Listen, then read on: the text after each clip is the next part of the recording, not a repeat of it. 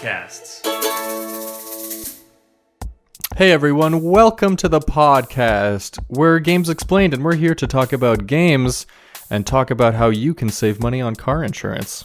We're your hosts, Dan, Ben, and Matt. So the format of the show is first we talk about games we've played recently, and then we dip into a topic of the day. Today's topic is randomness. Ooh, randomness. What is random? What is deterministic? That's a tease for later. So tell me, what have you been playing? Tell me about your life. Your game's life. One crowd pleaser that we tend to play with often is Bonanza. It is a bean trading game. The objective of the game is to earn as much money with your bean fields as possible. There's a lot of trading in this game, which makes it really interesting, and it's almost mandatory trading if you want to have any chance of winning. You don't have to trade if you don't want to, but if you want to win, you pretty much have to. And so the game works. You are each dealt a number of cards, and you actually have to pay attention to the order of the cards that are dealt out. You have to play them in order that you receive them, and when you draw new cards, you have to play them in the same order you draw them, which is something that's fairly unique to the game. Your turn starts out with you planting one or two cards, and then you have to deal with two new cards that get flipped off of the top of the deck. And that can be either you take them to plant yourself, or you can trade them to someone else. You can either give them away to someone for free, they have to be willing to take them, or you can trade them and try and get something of benefit to you. So if they're garbage cards, you might be willing to give them away for free and not get anything in return just because not having to take them is a benefit to you. And then in the final stage of the play, you draw some additional cards, and then play passes along to the next person. this is one of those games where there's inevitably one element of the rules that is very confusing for someone who's playing it for the first time. Because it's not like other games. Like, first of all, the playing from one side of your hand. Like, people forget and organize their hands all the time. Yeah, the first thing I want to do with a hand of cards is make it an organized hand of cards. Yeah. It's natural. My in-laws, if you're listening, I'll try not to throw you under the bus too much, but but they like to trade away cards that they've planted in their fields. And come on, really? Are you going to trade something that you've in fiction rooted into your acreage? Maybe it's a lease. Yeah. Well, you done outsmarted me there. Yeah, it's a lease. So something I do sometimes in that game is if there's a card that I want now that's further down in my hand, I'll trade it with someone else that also has the same card, so we both get them planted sooner. Oh yeah, that's advanced. I'll trade you chili for chili. Advanced tactics. Yeah, exactly. Or if I've got 7 cards in my hand and I only care about 3 of them, I'll trade the other ones for nothing and just get only the cards that I want in my hand. Sure, I might be helping other people at the table, but if it's consistently helping me at the same time, then that's often beneficial. So lots of interesting strategies you can go with there. What's your take on the third bean field? I tend to buy the third bean field as soon as possible. Oh. I tend to never buy it. Oh. I feel like those are the two good options. The option to wait a little bit and then get a third bean field, because then you get... you either get maximum use by buying it very soon, or just don't get it, and then you don't spend that money. Yeah. What's your take on this phrase during trades? Future considerations. Oh my! That comes up constantly. That's my favorite. That's my favorite ever, because we know that it means nothing. Pretty much, yeah. But you say it anyway because you don't want to feel like you're just giving a card away. Right. Like, you have a whole bunch of wax beans, and my 2-card flop has a wax bean in it, and I'm like, I look around and no one has wax, and I don't want wax, and I'm like, hey Ben, I'll give you this wax bean for future considerations.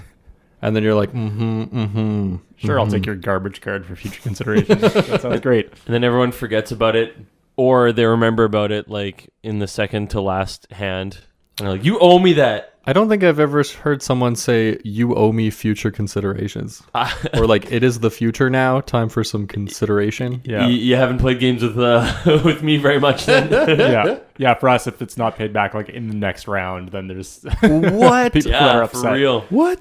Yeah, the people take notes, take stock, if you will. You guys are real. Yeah. Well, I've been playing some Wits and Wagers. Oh, tell me. I think we talked about this show in we talked about this game in another episode of our show. But the premise is that it's a trivia game, but it's got an extra layer of buffering between your unintelligence and winning the game. Like in most trivia games, if you don't know the answer, you're just out of luck. But with Wits and Wagers, at least the version that I have, because I know there's a few different versions, we have one where you there's 6 players or 6 teams, and you each have like a little whiteboard card, and you write your answer down on the whiteboard card, and you put it face down in the middle, and it's all numerical questions like what year was Canada founded, and then you write down a number for what year you think it is, and you all put it face down. Can we guess? Can we pretend to play right now? Sure. I'm gonna say 1887. Yeah, you could say 1887, and I would giggle to myself. Oh, is that pretty far off? Wait, it's Price is Right rules, so you should start low, right? Last year was Canada 150, so I'm going to say 1867. Oh. I may or may not work at a museum. Yeah, that would help. I also work in a school, so I have to know this stuff too. I make computer games. Looks like you have to make one about our Canadian heritage. Yeah, you should. So you'd write down 1867 or 1887 on your board. Thanks. You'd flip it over once everyone's done, and then you line them up in order from lowest to highest, and then you have a couple of tokens that you use to bet on what you think the right answer is using Price is Right rules. So you could say 1887 and then have people look at that answer and be like, "Oh, you said that," and they laugh to themselves. And then I immediately figure out that I'm terribly wrong and put all my money on someone else's bet. Yeah, something like that. You at least have like a do-over round. Yeah, if you have zero clue about what the actual thing is, you just put whatever random number seems okay, and then bet on what you think is right based on whoever did whatever. Yeah, exactly. And according to the rulebook, you should play 6 rounds and then restart again. And I like that because like people are always like, "Oh, we should play some more," but essentially you can only earn 1 or 2 or 300 points a round. It's in increments of 1 or 2 or 300. The way that you earn points, I should say. So if you, by the end of the 6th round, if you haven't made any points and the person in first has made like 10,000 points, then there's like no point in continuing if you're going to be competitive about it, right? So yeah, I like to reset after every 6 rounds and then give everyone a chance again. What I like, I usually play 7 rounds and then that's it. And then often what happens is, like you're saying, 1 or 2 people will have all the money and everyone else is like, "Well, what do I do?" Well, you can still win if you convince them to match each other.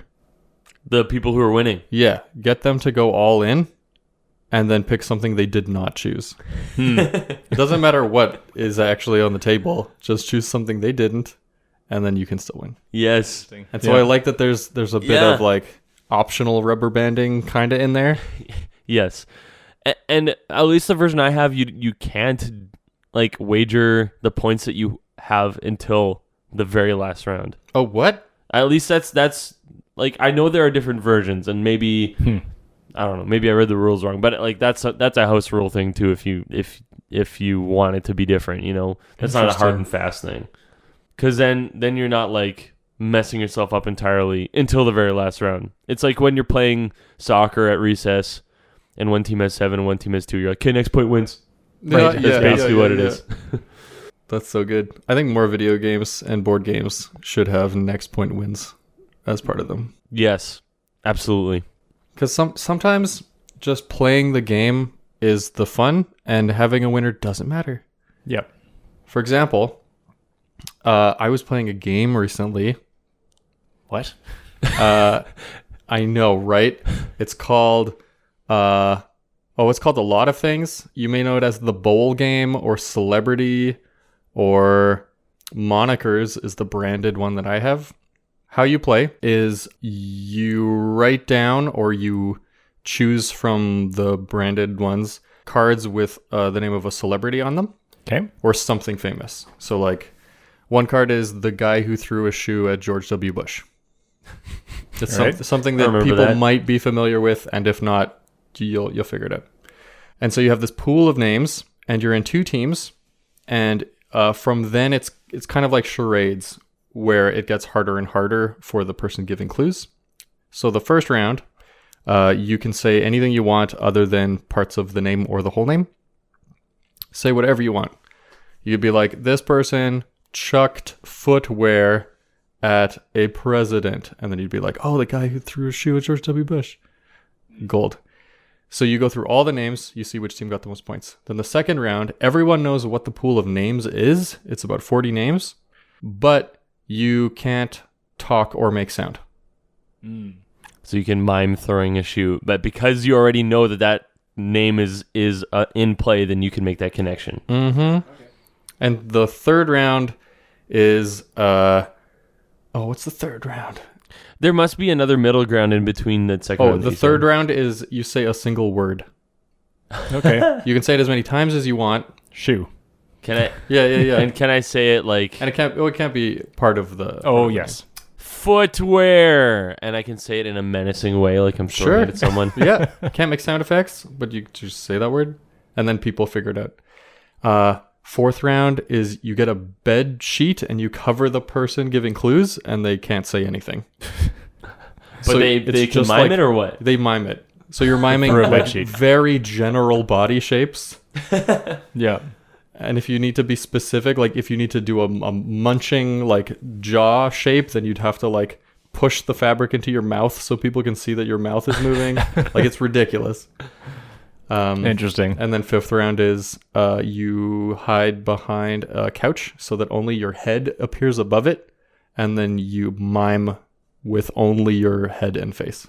That's quite the challenge. And the reason this is so funny is because after the first round, everything's an inside joke. Right. Because you know every time you're talking about the guy who threw the shoe, you know that it's a throwing motion. And so someone does a throwing motion with their head as best they can, and everyone's like, it's the shoe guy, and everyone feels like they're brilliant. So cool.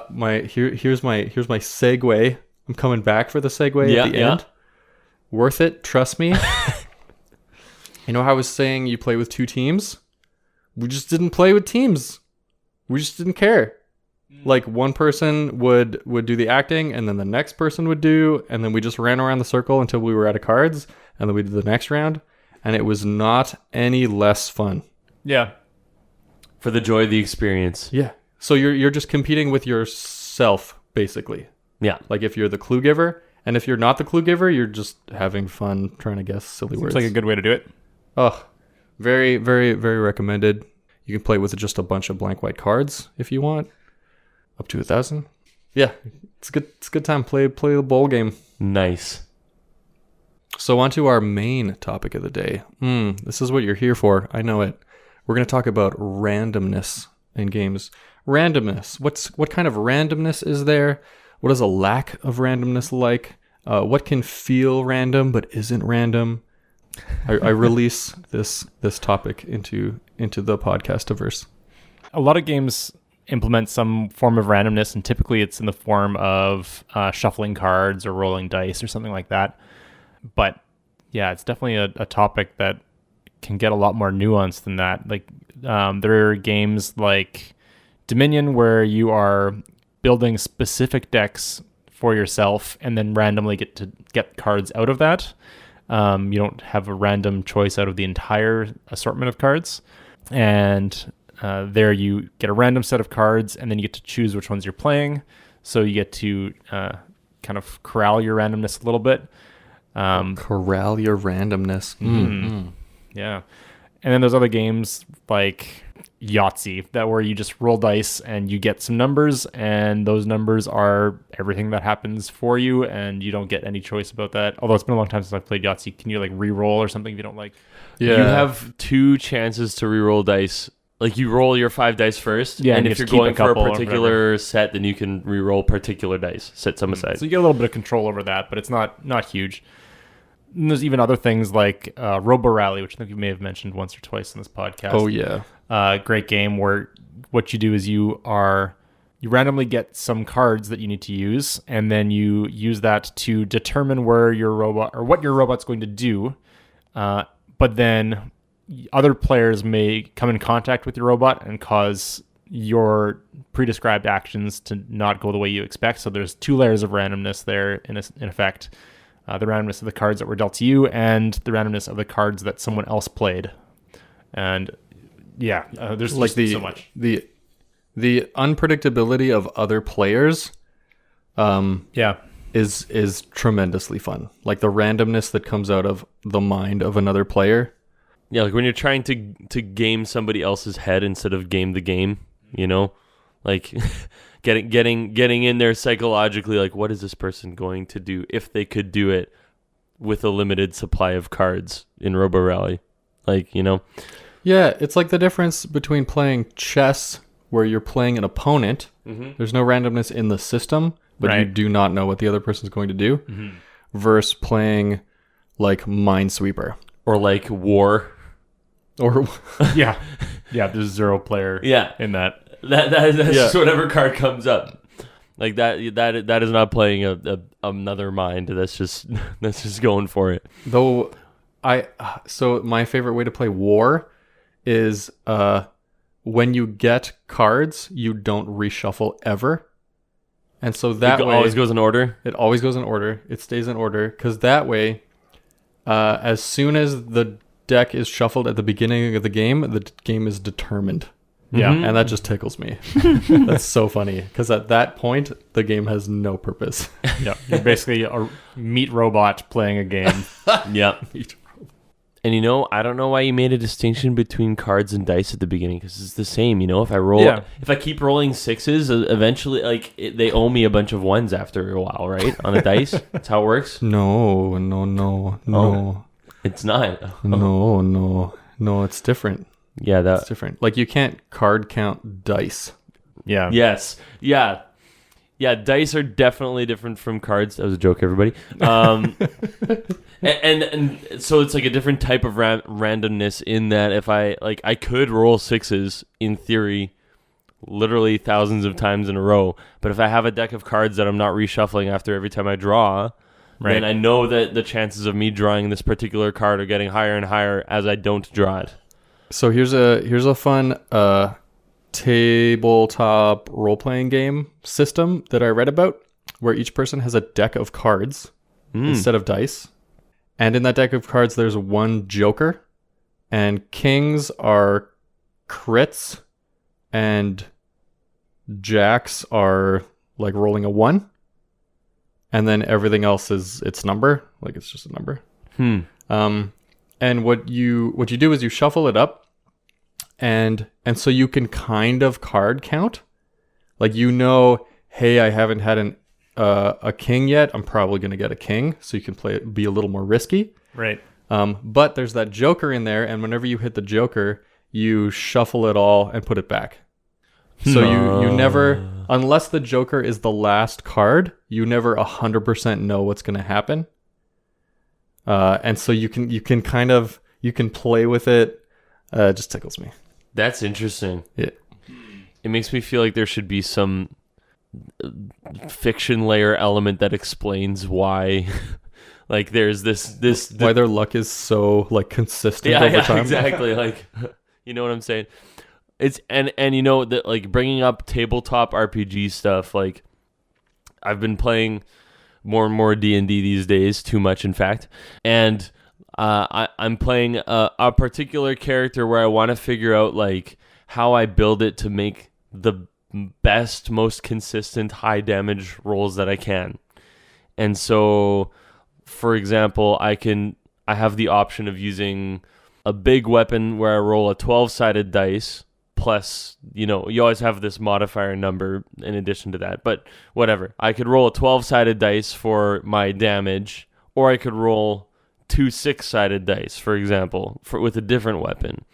And there's definitely a difference in that, right? Because you have this curve in the middle of 2 6-sided dice. Rolling a 7 is way more likely. Yeah, like that's far safer, like a safer bet. Yeah, you're gonna have more consistent rolls.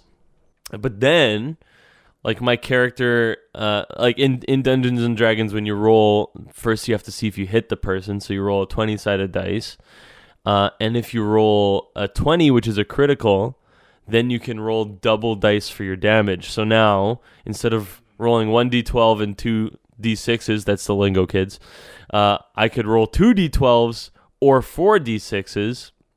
Oh. But then here's the other thing, is that I could make my character have this feature where if I roll 1s or 2s on my damage, then I can re-roll the dice to try and get a higher number. Right. So the more dice you're rolling, the better odds you have there of having, skewing your score up a little bit. Exactly. So, like, if I just go with 1 dice, then I only have 1 opportunity to re-roll if I roll something poorly. But if I roll multiple dice, then I have more opportunities to get something higher than I did before. Oh, that's so fun. Yeah. I like that so much. And then suddenly my curve shifts more and more to the right, where it's higher up on the damage side, which I enjoy a lot. Trying to figure out ways to do that. Another game where you can corral your randomness has been coined. That's a bumper sticker soon, I'm sure. Corral your randomness. Dominion is Roll for the Galaxy. Yes. Which is a game where you have some choice over which dice are in your pool, and those dice have different odds on them. So some dice don't have a certain face at all, and some have multiples of a certain face. And so you can basically choose your odds of what type of action you want to be doing more of, and then cultivate your dice. Like what's an example of that? If you don't care about shipments, then you're not going to get those colored dice. Like you can get ones that don't have any shipment options, and then you can just ignore it forever. Are they all the same number of sides? They just have different outcomes on the sides? Yep, they're all 6-sided dice. Some have wild faces, and lots do not. And so that changes it too, because wild means you can do whatever you want, but maybe the other sides aren't really what you want. So, and just refresh my memory with Roll for the Galaxy. This is a game where you roll a bunch of dice and then you assign those dice to different things. Is that correct? Yeah. Yeah. So it's another one of those ones where you have the randomness happens and then you get to react to it. It's not just something that affects you directly, like Snakes and Ladders or something. Yeah. Now, question for the podcast's diverse. Thanks. Yeah, I was trying to remember what that word was. Do you think there's like an ideal amount of randomness to make something competitive? Like, for example, chess, like we were talking about, there's very little random elements to that game. I would, correct me if I'm wrong, but I think maybe determining who is playing white and who's playing black is the random part of the game, where you like play rock, paper, scissors at the beginning, and otherwise you're just making decisions about where your pieces go. But then that kind of game is a game where I feel like, you should be able to figure out all the possible outcomes and figure out the optimal strategy and go with that, because the randomness doesn't affect it too much. But even as I'm talking, I'm thinking about other games that could be played competitively that have a great deal of randomness. For example, like poker, where you compete to win bets and stuff. But then in poker, I guess what makes it competitive is the human element to the game. Is bluffing. Yeah. Yeah, like if you had a game that was just like if everyone rolled a die and covered it with their hand and you bluffed based on what you had, that would already be compelling. Yeah. It'd be less compelling than poker. But pretty similar. Uh-huh. I guess poker is more interesting because you have shared information in a lot of versions of poker. Right. Yeah. So in Texas Hold'em, you'll have a bunch of cards that everyone can see. So you can think about the odds and like, I know you don't have that card. I know you don't have these ones in my hand. Mm-hmm. That's what I liked about Cursed Court is because that game is like poker in that there's some shared information with everyone, but then there's some shared information with that you have with only one other person. Oh yeah. Right. Yeah. And so it like there's another level, another layer to who knows what. And so then the other people around the table, like in poker, for example, people are trying to guess what you have based off of your moves. But in Cursed Court, people are trying to guess what you and your neighbors have based on what you and your neighbors are doing because your neighbors have shared information. And so maybe they can try and figure something out based on some similarity between your movements and your neighbor's movements. Mm-hmm. Yeah, and that often, like, I would say almost every single time I've played that game, people bluff about what they've got, and so we're playing, we're like, okay, we definitely know what's in that corner, and it's something completely different, just because everyone's playing to try and fake everyone out, and then everyone just gets confused, including the people who bluffed, and it's great. Yeah, exactly. Or one person will bluff, and then their neighbor will bluff the same way, so the other side of the table is convinced that that's the card that's between them. Is there another kind of randomness that you can think of in games aside from decks of cards and dice rolling or coin flips or anything like that? Does it all boil down to that? Is that all games are? Coin flips? Well, there's like Jenga. Oh yeah. There's the physics-based randomness. Yeah. Or Crokinole or Flick 'em Up. Yeah. Where there's some dexterity element, like the human element is your skill or whatever causes something random to happen. Or with Jenga, the like minute differences in how that tower has been set up, like the little differences between the pieces, like one has more friction or it's just like a little offset. Yeah, stuff's not quite square and yeah. Like each Jenga tower, though looking identical, is a bit different. So do you feel more frustrated when you play games with higher randomness? I guess it depends on the situation, hey? I play them differently. Yeah. Like Robo Rally, I last time we played, I set expectations. This is going to be chaotic. We're all just going along for the ride. And we had a wonderful time. Yeah. You have to know what you're getting into if you're going to play a game with lots of randomness. I think usually those games are the ones where you take yourself less seriously and you're like you said, going along for the ride, enjoying the fun that comes along with like not knowing what's going to happen. Yeah. It's like watching a movie versus writing a movie. I guess so. Something like that. Yeah. Well, I'm even thinking like D&D is one of those games where there's like everything is dice rolls and there's some, role play where you're talking through things, but even still when you talk through something, you're still often have to roll to see if you're successful on whatever you did.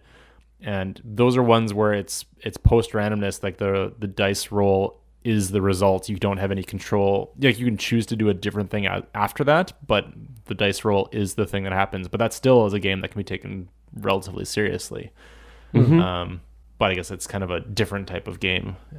So we've talked a lot about randomness. What kind of randomness do you wish was in a game? Or can you imagine a game that has just the weirdest type of randomness? Let's explore this universe of the unreal. Well, we talked about how like card randomness and dice randomness are slightly different because the card ones you can count on the odds going up for certain things, and dice stays very consistent, but dice are also fixed in their faces. And dice and coins and spinners, those are all effectively the same thing. You get an X in Y chance of something coming out. Spinners. Yeah.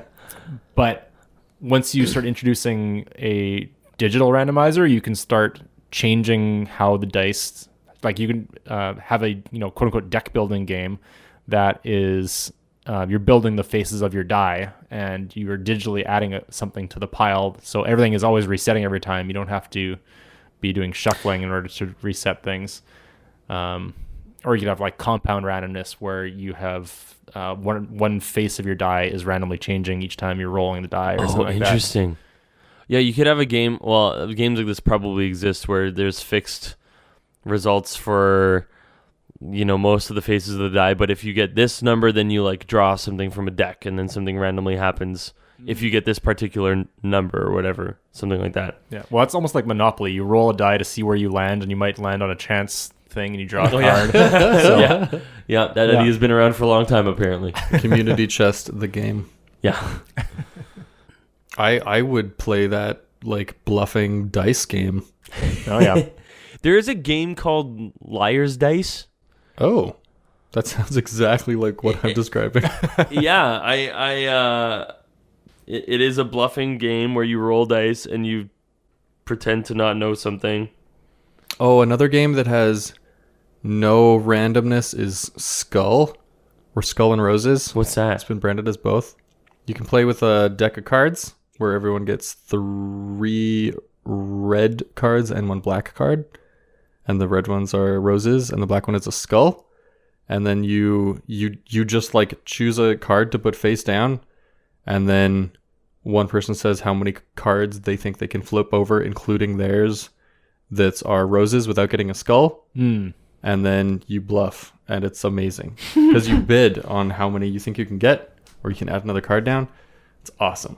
And that's it. Nothing is random at all. It's a player versus player kind of thing. Yeah. Mm-hmm. Yeah. I wonder, like we talked about how the game War is, you're just meat robots playing this game. Meat robots. And once you discover that that's how war works, it kind of loses its appeal somewhat. Is there a way that you could have a game that is like literally pure randomness that you don't have any control over that could still be fun, even though you know that?